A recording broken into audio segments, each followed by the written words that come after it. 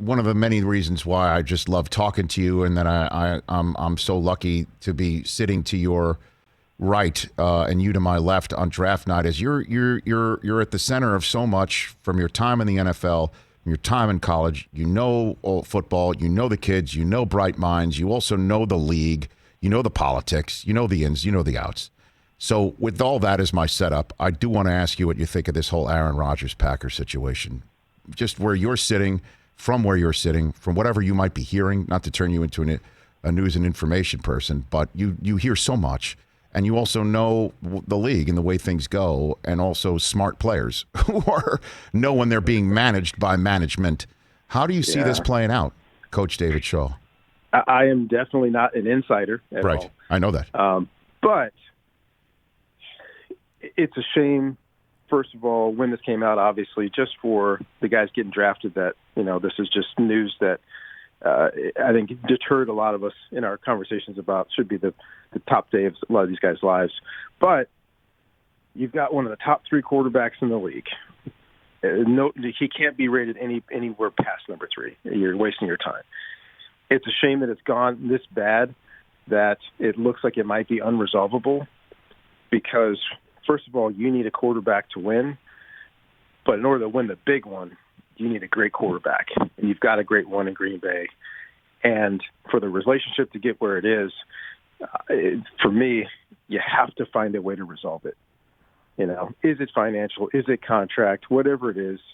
And if it's too far gone, you still try to resolve it. We don't play games for a long time now. Got plenty of time to try to get this done.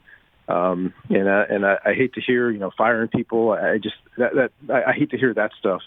It's how can we get to the point where we can get this all-time multi-Pro Bowl Hall of Fame quarterback to feel like organizationally we are wrapping our arms around him and giving what he needs for this small window that he's got.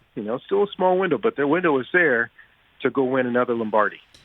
Yeah, that's what this whole thing's about. Yeah, and just to touch upon one thing you just said there about firing people, that because we have not heard this from Rodgers. It's all been attributed to people supposedly in the know about him.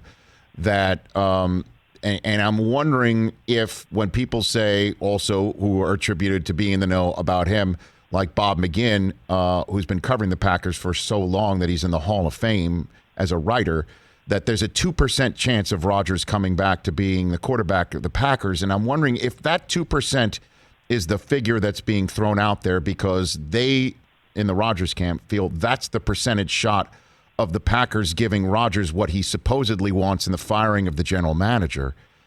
Then I think this is unresolvable. I mean, because the Packers organization, I don't think they would go that far. And the problem with even having this discussion is we ascribe truth to the rumor that Rodgers is actually pushing for that, which may not be true.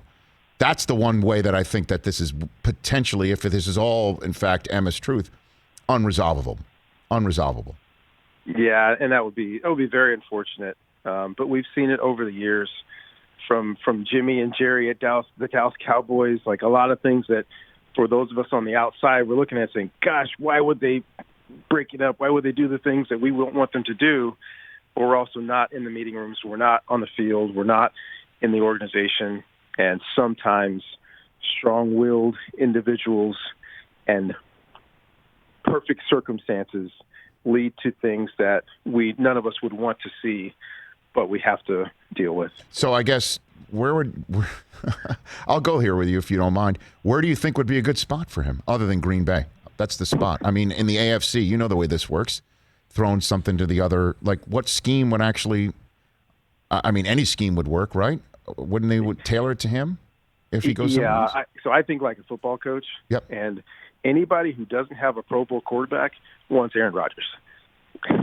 There is no scheme that doesn't fit Aaron. There's no player group that doesn't fit Aaron. There's nothing that doesn't fit Aaron. This guy's an all-time great. And you pop him in on any organization, you automatically go into the playoffs. Now, can you put enough around him to win? So I put the list as anybody who doesn't have a great one right now is talking and saying, okay, let's make that phone call, like apparently Kyle Shanahan did. Yes. Let's make that phone call just to check and see if we can get this guy, because we will go from the bottom to the middle, from the middle to the top, because that's how good this guy is. Hey, you watched all the way to the end. Thanks for that. Watch more right here.